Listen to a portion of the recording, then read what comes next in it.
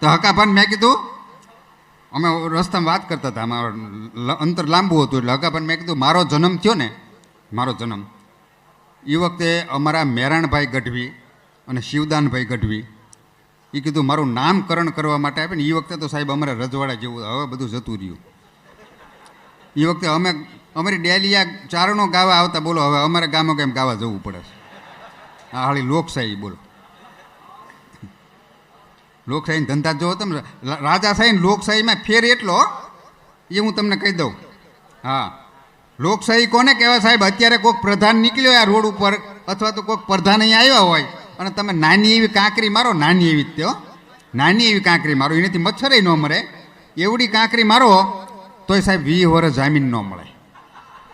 આ લોકશાહી. અને રાજા સાહેબ કોને કહેવાય ખબર છે?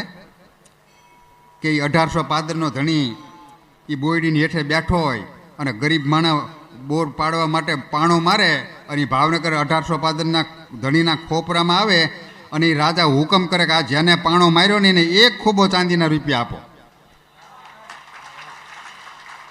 એટલે કે બાપો રૂપિયા શું કામ? તમને પાણો લાગ્યો, લોહી જાય છે. તેથી ભાવનગર મહારાજ સાહેબ એટલું બોલ્યા હતા કે ઝાડવાને જો પાણો લાગે ને ઝાડવું જો ખાવા માટે ફળ દેતું હોય તો હું તો 1805 ધણી છું. મને પાણો લાગે ને કાંઈ ન દઉં તો મારી જણનારી લાજે સાહેબ. આ લોકશાહી, આ રાજાશાહી.